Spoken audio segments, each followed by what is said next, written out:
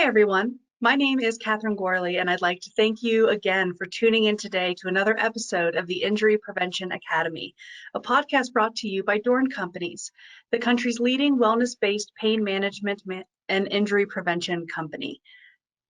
DORN is committed to reducing costs of healthcare and workers' compensation, as well as reducing lost productivity, which has resulted in over $120 million in savings over the last 21 years for our clients.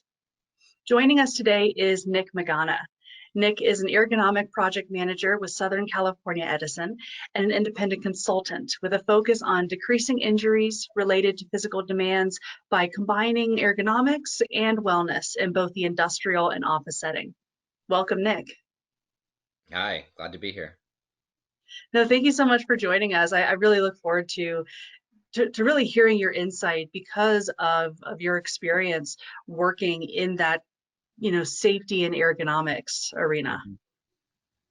Yeah, Now, now absolutely. you now you've spent the last 19 years working with Edison in that arena. So what have you seen that has really changed in employee safety since you started, and how do you really see EHS growing even within the next 5 years? Yeah, that's a great question. I started with like you said, Edison a very long time ago, and actually primarily in our health and wellness area. But what I did see, and what brought me over to safety, and then inevitably landing in ergonomics, is the need to merge the ergonomics, traditional ergonomics, and the and wellness essentially, the total worker, right? Mhm. That's kind of where I do see the future of more of a emergence between those two fields, and either the partnership within them or the sharing of knowledge within them. I think that's really where the industry in injury prevention is really going to go. There's I think there's going to be emergence of broadening health and wellness to include things like mental health. I think that's going to be huge moving forward. I talk to people. I was like, hey, there's different things that stress us and give us anxiety, and those don't just fall off at the doorstep of our work. We take them in there with us, and they become distractions. So those are things that and skills that we're going to need as workers and just humans in general to be able to navigate that, especially if your work is very demanding, not just physically but cognitively. Lots of those distractions can lead to human errors that could lead to injuries, not just to yourself, but to other people potentially. And I also see the rise of technology. The use of technology to understand how humans are being affected by their work will only enhance what we can do to protect the human. And the technology is just transforming exponentially, with exoskeletons and different various wearable devices that tells us different things about us. It just arms us with more information. I think as long as we have good mechanisms to understand so much information, because it can be information overload with just so much data. How do we take the quality of the data and make use of it? So that's kind of where I see, the forward progress in this space to prevent injuries of workers in occupational settings. I think what you said in terms of having those open communications, having the use of technology being used as a true tool for employees. I absolutely agree, seeing that grow even in the next 5 years, and even seeing the focus on employee safety really change even over the last couple of years, but I'm sure as you've seen over the last 19 years.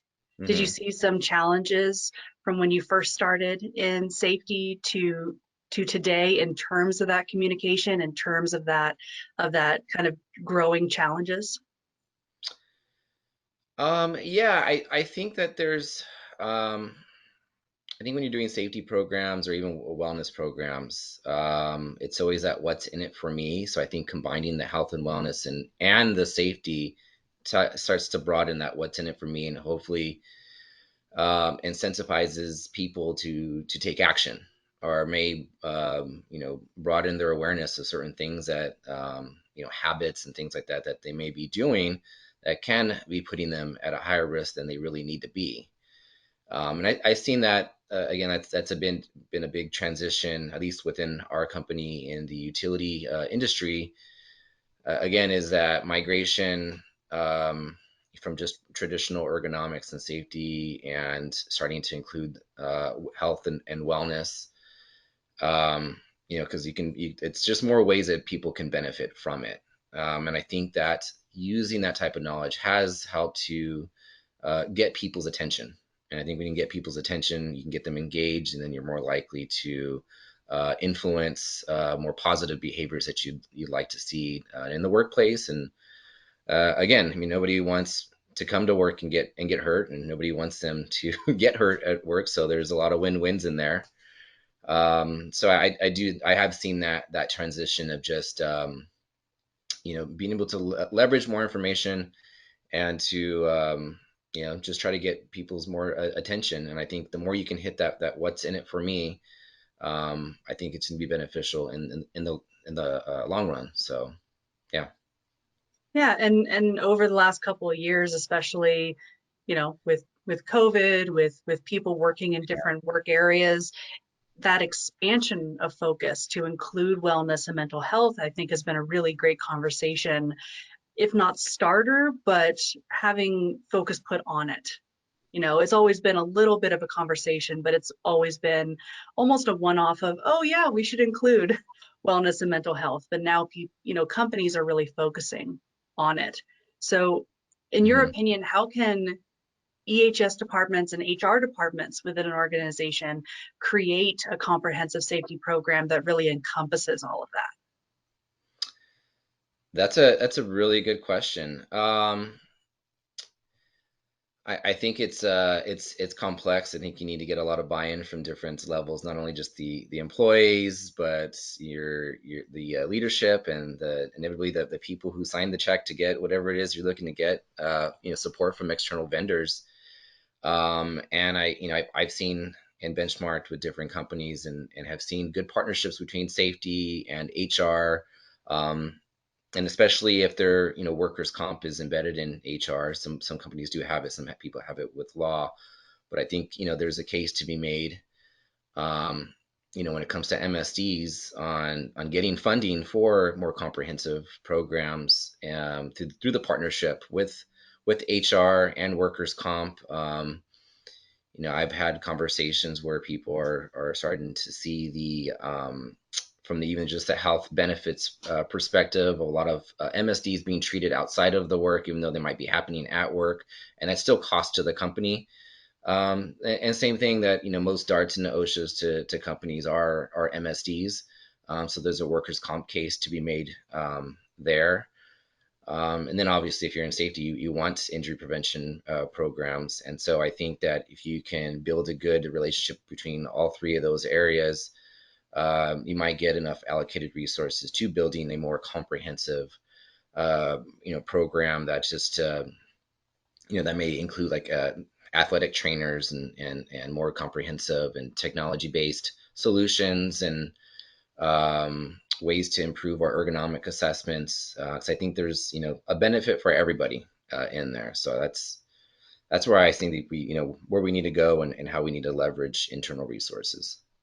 Absolutely. And you mentioned athletic trainers, and you started working at Edison as a fitness specialist. So having that exercise, having that fitness background. So how did your experience in fitness inform your approach? Inform your approach to injury prevention? That's a great question. I think as I consulted with our safety organization back in the day, there seemed to be a need just for basic understanding of what is a sprain, what is a strain.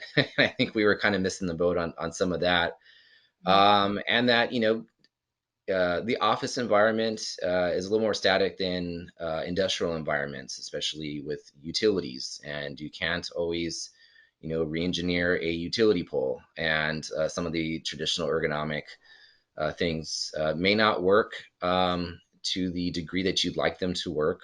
And so there needs to be more creative solutions to manage signs and symptoms, and seeing that you can intervene so someone isn't someone is a little sore from the day before and they've got a little kink in their neck and their shoulder, and you have an athletic trainer that can, help them with some basic first aid, massage, for example.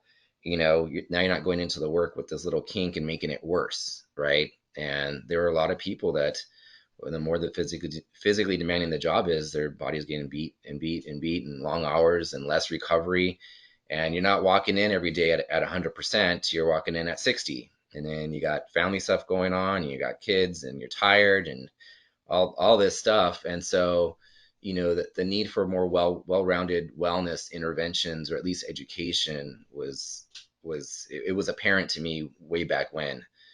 And that was kind of my pitch to my company. It's like, we need to broaden, and put more ammo and things that we can do to help the employees. And there's different ways that we can look at it. And there isn't a single cure-all, and it is a multi-pronged approach to trying to get the best outcome we can. So I saw that from a fitness perspective, the need for better and more advanced and science-based warm-up programs, static stretching versus active stretching, rolling that into, like, what do the movements look like that the worker's doing, and making sure that we're rehearsing those before they get out there. The example I give is that, if you're a Major League Baseball pitcher, you just don't go to the mound and start throwing 95 miles per hour. There's a whole gradual routine that they do, so they're not prone to being injured, but they're also going to be focused and have their body rehearse the movements that they need to do to be very precise to hit the strike zone. And a lot of those concepts can roll into work as well. And it could be, they're not throwing a 95 mile per hour pitch, but they're lifting and carrying and material handling. And so when they go out there and do it the first time that day, it really shouldn't be the first time out in work. Maybe we should be rehearsing it as part of our warm up. And so I saw a lot of parallels and a lot of opportunities that we were missing. And so that's been kind of my venture to help to integrate that into our work area as best I can. And it can be challenging, especially when we've been doing things the way we've been doing things, and nobody likes change. And there's a lot of convincing that has to go along with that too. But I guess that makes it, that's just part of the fun. So. Right. And I think using those conditioning programs, like, DORN calls it our pre-shift conditioning program, Mhm. really make sure that, like you said, if someone is, say, lunging forward and grabbing something, if you're only doing exercises before you start work that doesn't, that is only for arms and doesn't include that lunging function, that's not going to help you in the long run. You really need to warm up your body to what you're doing. Yeah, I think that with a lot of my background, and what I went to school for was the dream to work with athletes. That's kind of what I learned, and the body works as a unit. And I think in the occupational setting, you probably had ergonomists doing what they were taught and learned prior, and a lot of it was stretching a joint or an A area one at a time, but not integrating everything, because the body does work together as a unit, and that's a movement pattern. And when we work, we're doing different movement patterns. So it makes sense to rehearse movement patterns and get, do those patterns as well as we can, so they are reflected in the work that we do. So that was a big gap. I still think that occurs in a lot of work areas, like a hamstring stretch and a forearm stretch, a neck stretch, and then we're going to work and we're performing these physically demanding jobs where we're getting in awkward postures and lifting heavy objects, and we're still seeing injuries. And so there's still some need, things that need to be done. And I think educating the safety practitioners is still something there. And like I mentioned, I think that's that's kind of where we're going anyways. I think just broadening our understanding of the human body to, land in the same place of going to work in the same way that we arrived at work, which is should have been unhurt. So and at least maintaining that. And if we can create programs that to create more resilience to injury, then even better. That's the icing on the cake. Yeah, so in your opinion, how truly important is it for companies to invest in those proper body mechanics and those mobility trainings for their Mhm. employees as actual part of their efforts to reduce injuries, not just only focusing on those, but as a fully integrated program? Mhm. I think it's crucial, especially depending on the magnitude of the demands on the body makes it even more crucial to have those types of programs in it. There's the educational piece where people learn more about their body, but they also, if you're doing it well, you're also teaching them how to self-treat in a sense. How to use a tennis ball to get a knot out of their back. And it sounds really simple, low cost piece of tool, but it could definitely work wonders. I think that telling people just to lift with their legs, not with their back, is not good enough. And I've done presentations on that. It's just not.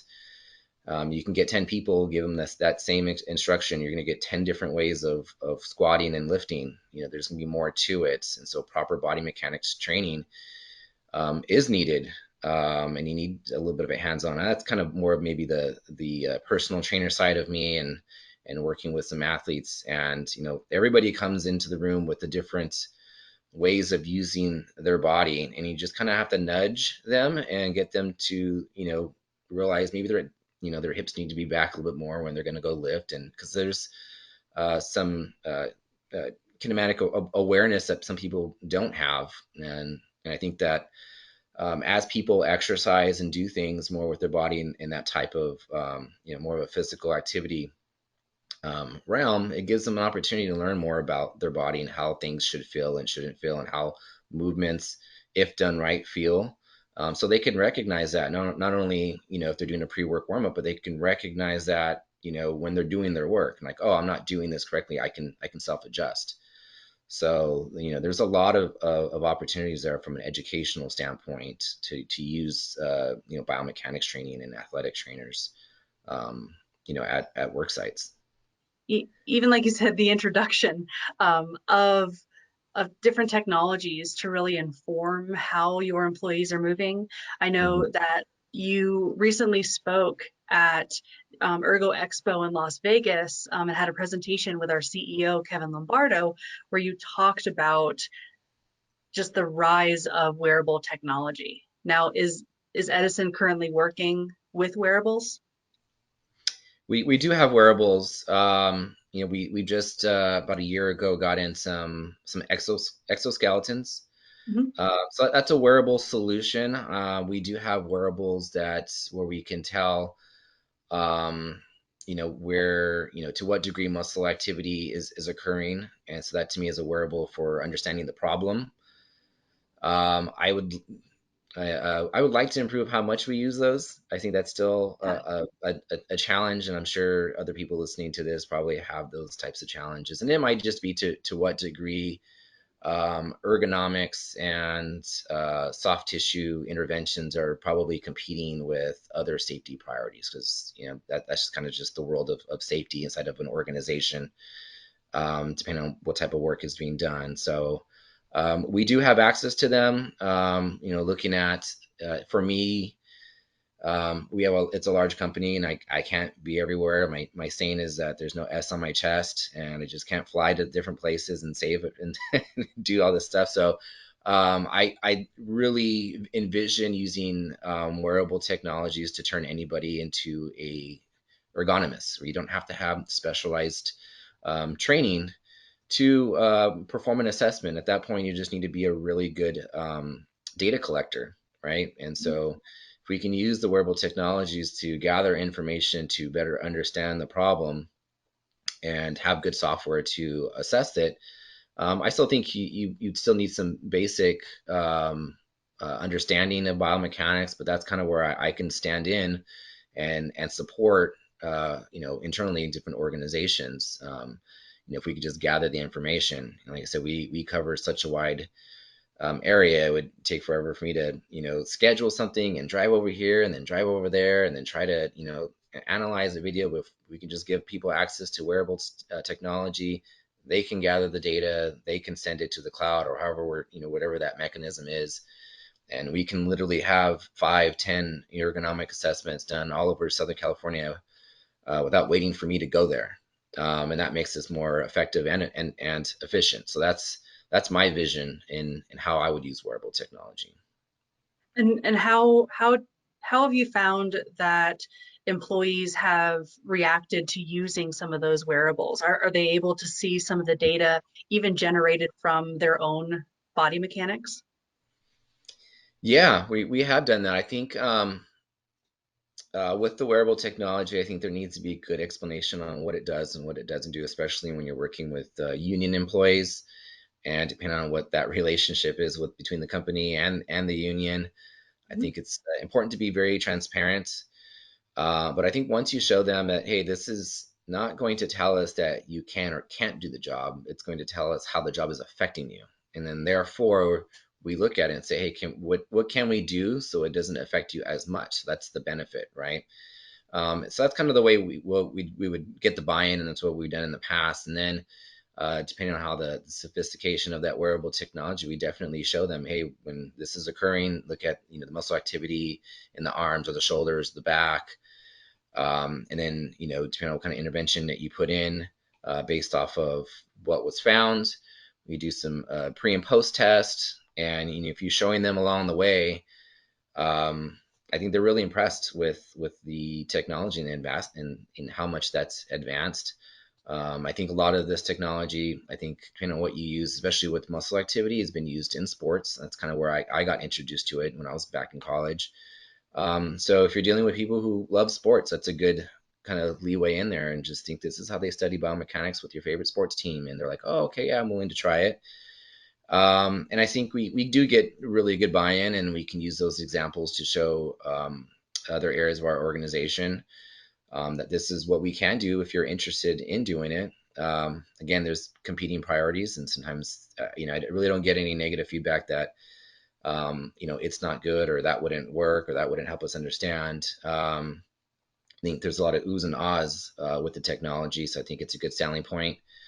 Um, Again, it's where it fits into priorities and what needs to get done at the end of the day based off of just the nature of the business. Um, but it can help, and it has helped at least in my experience. Yeah, and why do some companies feel that it's difficult to move from pilot programs to true workable kind of utilization in the Hmm. workplace with that data? That might vary company to company. I would Yeah. make some assumptions. And it might be just the history of, that's just the way they do it, is going from a pilot. That's just like the stages that they work, and maybe a better way to do it is not a pilot, but a incremental rollout. So we're not piloting, we're going to do a small Mhm. rollout, and then we'll do a bigger rollout, and we'll make the rollout bigger, bigger, bigger. So I think when you use the word pilot, there's a chance that it could be taken off the plate and just removed. And so that might be some more front end work of working with your leadership and kind of really assessing um, the culture, probably, and seeing that whatever it is you're going to do is actually going to be accepted. So you kind of have to do a temperature check Mhm. and do some really good needs analysis. I think if you can do that and understand, are people aware that there's something that needs to be done and should be done and can be done, and is there a desire to do it? So I don't think if you can really answer both of those questions, it's going to be a challenge to, if you're going from pilot to full on acceptance. This is what we do. This is how we do it. I don't think that part of organizational change management is done well in the safety and ergonomics field. I think that might be an additional skill set that might have to be taught to practitioners is, project management and change management. I think that'll help with the any kind of initiative that you want to get up and running. Even though it may take longer because there's more front end work, I think it increases the chance that you will have success in the long run, which is what you want. That's the goal. So. Absolutely. And having that open communication, like you said, with the employees as to truly what this is all about, how can we actually use this data to inform our decisions, to make an employee safer, whether it's out in the field or out on a production floor. I mean, I think that communication between employees, between supervisors, between senior management, that's, I Mhm. think, going to inform so much of how that data is used. Yeah. Again, that's I think everyone you just mentioned are all stakeholders, right? So, um, I kind of see myself as an internal salesperson, and I got to really know what each one of those stakeholders really want. That's gonna get them to sign off on it, and I think that's part of the challenge. Is being able, like again, it's part of that needs analysis to see, what is going to get them to buy off on it, on whatever it is that you're doing. Um, and so, some things may sound like a good idea to you and it should be a slam dunk. But everybody else, like I said, has different competing priorities and may have different perspectives on what it is that you are suggesting. And you kind of need to get all that feedback on the front end before you really go and I think do like a official pitch to the stakeholders. Start doing some phone calls and starting to see, hey, I have an idea, I have this. What are your thoughts from your level?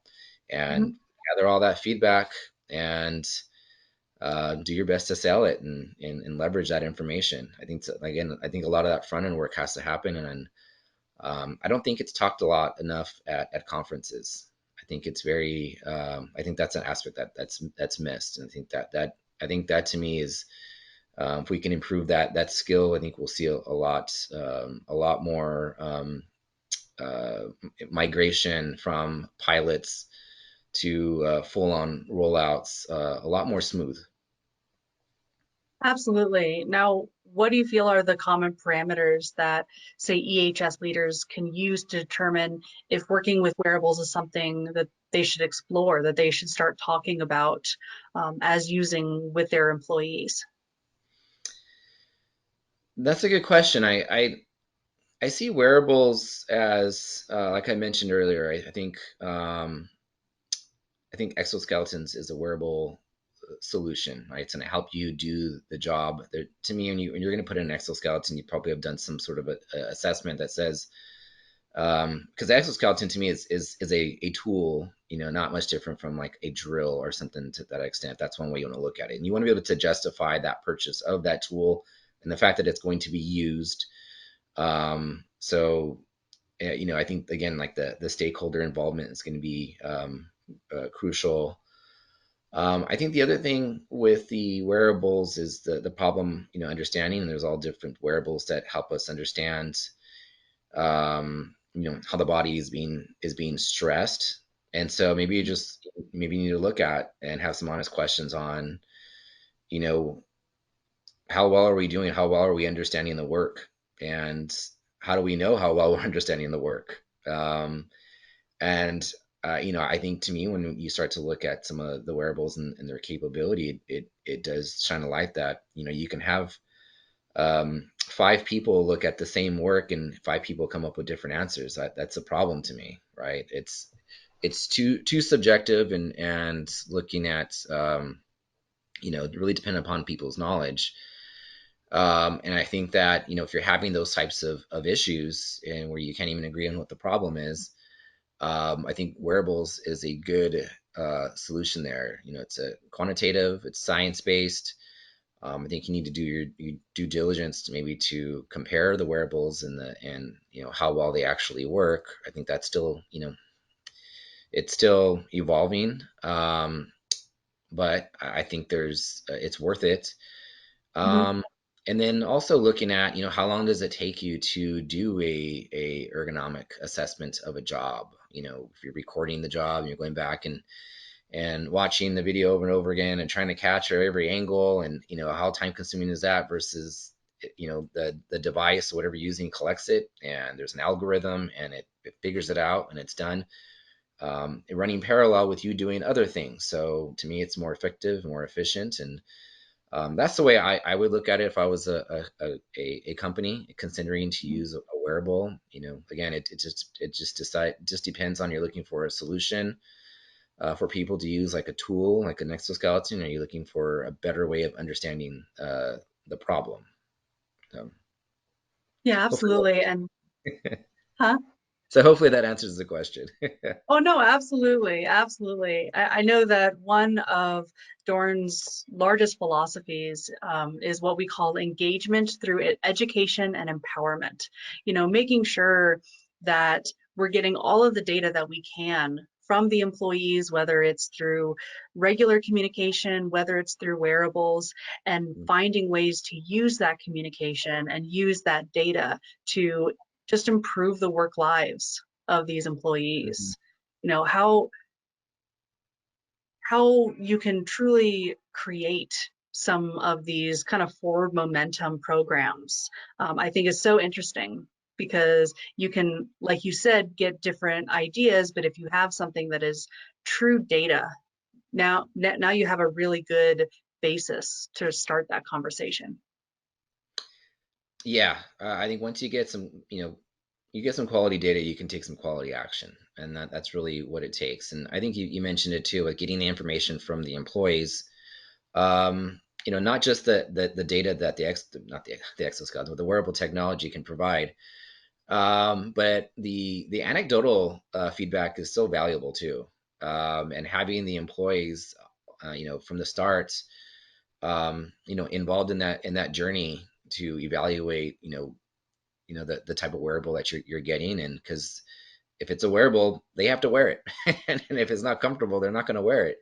So you're going to need feedback on that too, because if it's hindering the way they do the work, it's going to be a no go, Mhm. right?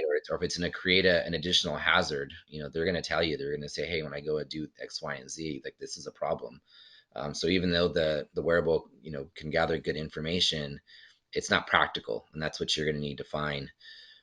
So getting the feedback from the employees is crucial, and I would even recommend trying to find people who, employees that have a lot of influence amongst their fellow employees, have those individuals involved in that process, because sometimes work is a little bit like high school, and word spreads around, and you want the word to be good, right? So people are having positive experiences, they're going to share the positive experience. So you can leverage that as part of your efforts to implement whatever it is you want, and know that um, you can have that implementation plan, but you also have to have a good sustainability plan, and that can be part of your sustainability plan, is getting that feedback, that anecdotal feedback, along the way, to make sure that things are getting used. Because I have heard from other or not employees, but other companies, they were able to do what they were going to do to get maybe an exoskeleton, and then it's just sitting on the shelf collecting dust, and so it's not being used. So there was a sustainability problem there that maybe wasn't fully thought out, of how to truly integrate it into how they do the work. Like it should be becoming norm. So I think stuff like that still needs to be worked out. Yeah, and even having employees understand the use of those wearables, the use of, Mhm. like talked about earlier, of body mechanics and conditioning programs as a way to actually meet a company's safety goals. Because that's ultimately what this is all about. It's about keeping employees safe. It's about keeping Mhm. employees pain-free, as we like to call it. Is that something that you've seen as well? Yeah, I mean, everything you mentioned is all part of that approach to keep employees pain free. I think it's all needed. Nowadays, I think it's there's just a lot of wear and tear that goes on to people's bodies, and people have different lifestyle habits outside of work, and those are things you can't control, but you can definitely educate on.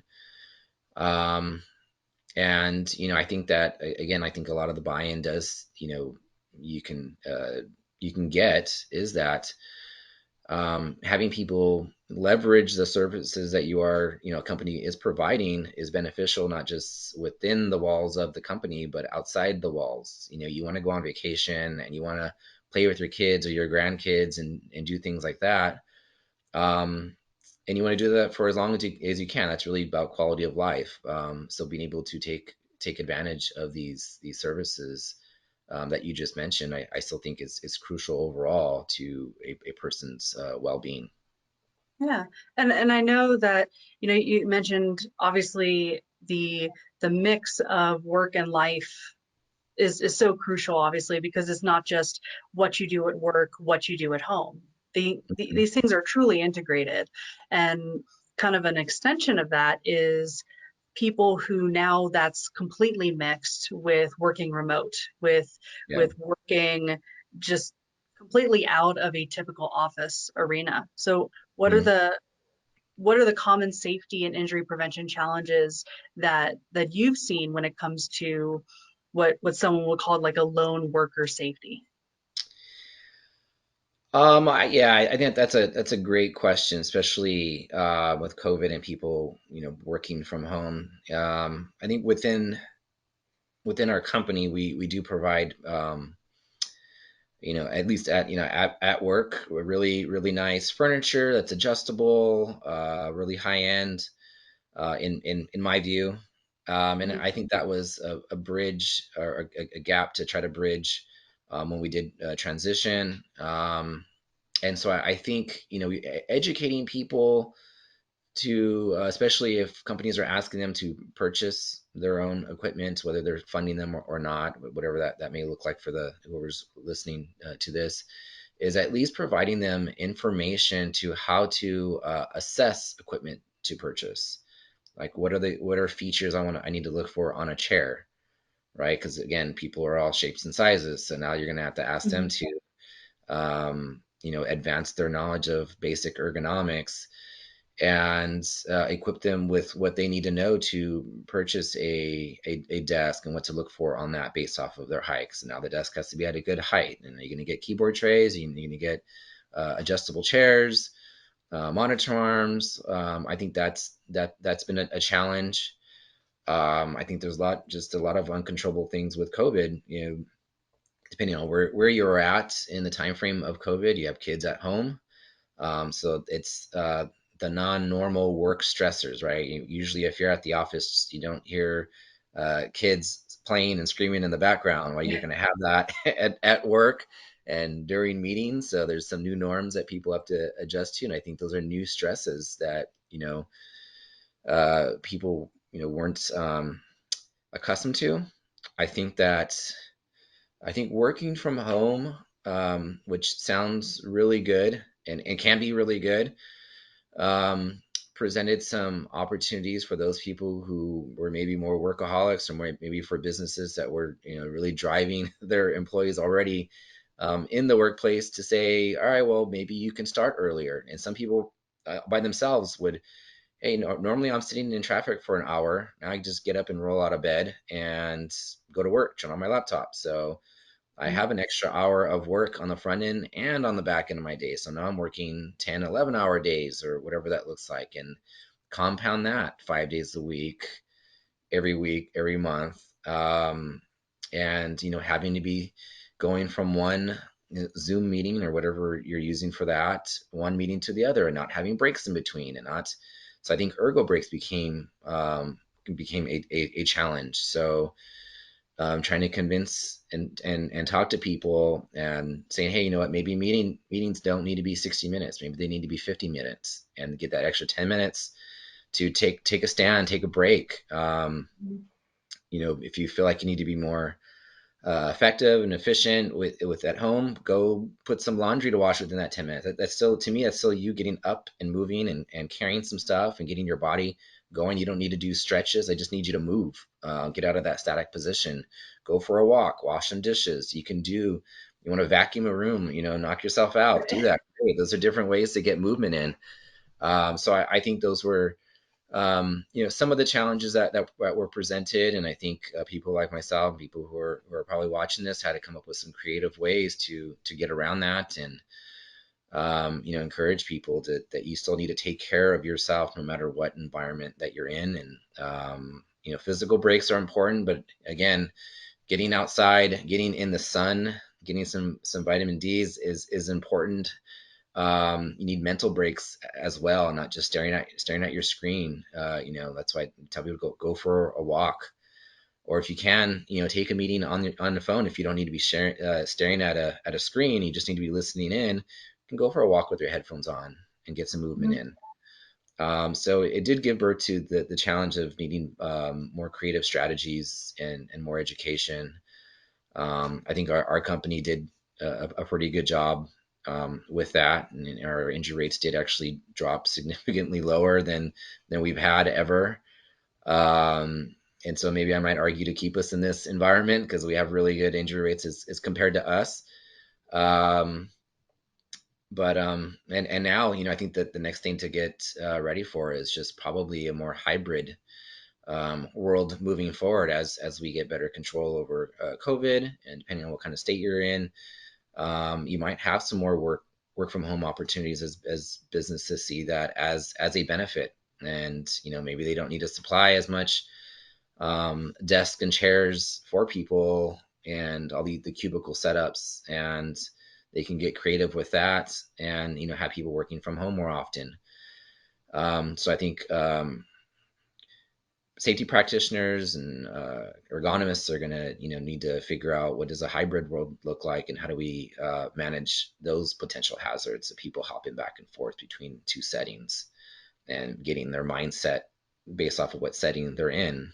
um, Really, really finding those different areas that even like specific employees, like you said, can thrive. What works for one employee might not work for the other based on, even are they introverted or extroverted? Do they get energy from being around people, or is it very much, they want to be able to work at home and just focus, you know? Mhm. And I've seen a lot of that, like you said, kind of working for that hybrid workforce Mhm. because people are able to see how that can affect mental health and how that can really help you in the long run in terms of that work-life balance. Yeah, I mean that's a great point. There are people who get a lot of energy from being around other people, and other people are like to be to themselves and Right. work. It probably depends on what type of work you do as well. That might dictate the need of you being more at home versus more at work. So that probably needs to be considered. But I think it does create an opportunity for better work-life balance if you can work with the employees on how to strategize that. I think traditionally when people are, I'm in California, so we sit in traffic for a long period of time going to and from places. Right. And you're always worried about, I got to do this when I got to get home, and I got to do that, and I got to take the kids here, and I got to, and I think, working from home, you can start to chomp at some of those things intermittently throughout the day, and you find yourself with more time, hopefully at the end, and you're not filling your cup more when you've created an opportunity for you to actually relax and decompress. Right.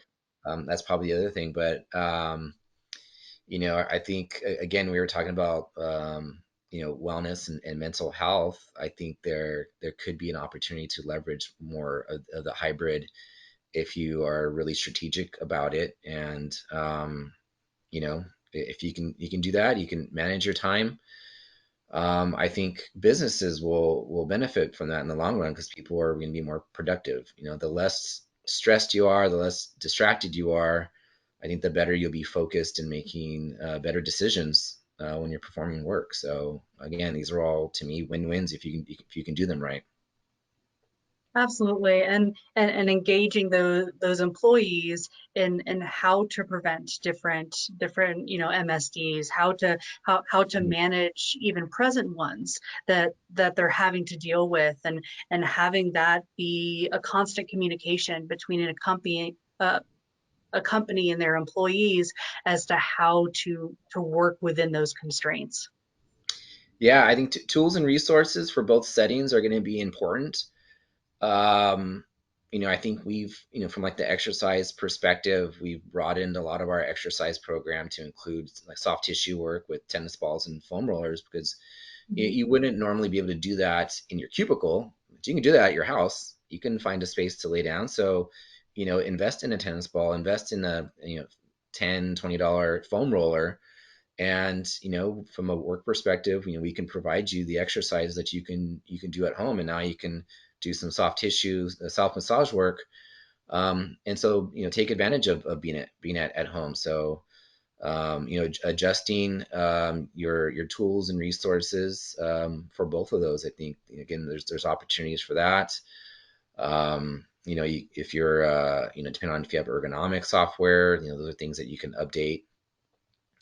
Consultation, telework oriented ergo assessments, those can be done. Lots of things. I think again, if you can do them well and arm the employees to own their safety, which is really what you want. You want them to be able to problem solve. You want them to be able to recognize things and then take ownership and solve it themselves. I think is ideal. And setting up the mechanisms to do that, I think is crucial, especially now that we're broadening where we work from. Absolutely. Absolutely. Well, thank you so much for joining us, Nick. This has been really, really great just hearing your insights. Oh, thank you. This is great. This is fun. I'm hoping we can do this again sometime. No, absolutely. And thank you to our viewers for joining us as well. And make sure to tune in next time to learn more about the innovative steps and programs taking place in today's world of safety.